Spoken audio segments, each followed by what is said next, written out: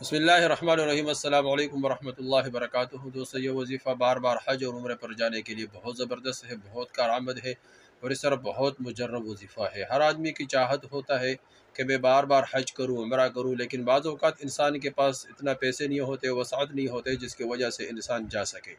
بعض اوقات پیسے ہوتے ہیں لیکن انسان کو توفیق نہیں ملتے، بعض اوقات توفیق بھی مل جاتے ہیں لیکن ایسا ریکارڈ بن جاتا ہے کہ جس کی وجہ سے انسان پیر رہ جاتا ہے۔ بعض اوقات بیماری اس طرح ہوتی ہے کہ انسان کو دل میں تو امید ہے، دل میں تو چاہت ہے اور کہ میں جاؤں، لیکن وہاں بدن اجازت نہیں دیتے۔ تو انشاءاللہ یہ جو وظیفہ ہے اس کے برکت سے اللہ جل وعلا تمام رکاوٹ کو دور فرمائیں گے۔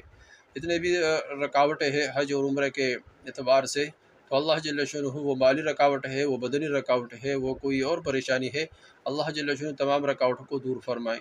اور اس کی وجہ سے اللہ جل وعلا وہاں سے بندوبست فرمائے گا جہاں انسان کے وہم اور گمان بھی نہیں۔ یہ ہر مسلمان کی چاہت ہے کہ میں بار بار حج کروں، عمرہ کروں، بیت اللہ کو اپنے آنکھوں سے دیکھوں، حجر اسود کو دیکھوں، وہاں طواف کروں، وہاں اس طرح حضور صلی اللہ علیہ وسلم کے مسجد نبوی کو دیکھوں، حضور صلی اللہ علیہ وسلم کے روضہ مبارک پر حاضری دوں، اس طرح قباء میں چلے جاؤں، اس طرح مسجد قبلتین میں چلے جاؤں، مسجد نمرہ میں چلے جاؤں، اس طرح عمر، ابوبکر، عثمان رضی اللہ تعالیٰ عنہ کے مساجد میں چلے جاؤں۔ یہ ہر مسلمان کی چاہت ہوتا ہے، تو وہ تمام چاہتوں کو پورا کرنے کے لیے یہ وظیفہ بہت زبردست ہے، بہت اچھا وظیفہ ہے۔ اور اگر وہاں کوئی بھی انسان چلا گیا اور کسی ایک کا بھی عمل قبول ہو گیا تو اس کے برکت سے اللہ جل وعلا سب کا جانا قبول فرمائیں گے۔ اس طرح کا ایک واقعہ آتا ہے کہ ایک بزرگ حج کے لیے جا رہے تھے، پھر جب وہاں پہنچ گئے اور حج کیا تو سوئے ہوئے تھے، تو دو فرشتے آئے، یعنی دو انسانی شکل میں کوئی آدمی آ کر اور ایک دوسرے سے پوچھتے ہیں کہ کتنے لوگ حج کے لیے آئے۔ تو اس نے کہا، ایک آدمی نے دوسرے سے کہا کہ اس سال 2 لاکھ آدمی حج کے لیے آئے تھے۔ تو فرمایا کہ کیا ہوا؟ بعض فرماتے ہیں کہ اس واقعے میں بعض فرماتے کہ 1 لاکھ آدمی حج کے لیے آئے ہوئے تھے۔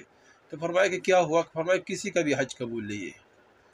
تو یہ بہت پریشان ہو گیا، جب جاگ گیا پھر سوئے تھوڑے بعد، تو پھر وہی 2 آدمی، اور پھر وہ ایک دوسرے سے پوچھتے کیا ہوا؟ فرمایا کسی کا حج قبول ہے یا نہیں؟ فرمایا کہ ہاں، ایک آدمی کے حج قبول ہونے کی وجہ سے اللہ جل وعلا نے سب کے حج کو قبول فرما دیا۔ تو اس طرح اگر ایک آدمی کا عمرہ قبول ہو گیا، جانا قبول ہو گیا، حج قبول ہو گیا، تو اللہ جل وعلا اس کے برکت سے سب کے حج کو، سب کے جانا کو قبول فرمائیں گے۔ دوستو، تو یہ وظیفہ کون سا ہے جس کی وجہ سے اللہ جل وعلا بار بار حج اور عمرہ کرنے کی توفیق عطا فرمائے؟ دوستو، بہت آسان وظیفہ ہے۔ سب سے پہلے جب جتنے بھی اذان ہوتے ہیں 5 ٹائم، تو اذان کو پابندی کے ساتھ سنیں اور اذان کے جواب دے، اللہ اکبر اللہ اکبر کہے، اس کے بدلے میں اس طرح باقی سارے اذان اس طرح کہے، حی علی الصلاۃ حی علی الفلاح کے بدلے لا حول ولا قوت الا باللہ پڑھے۔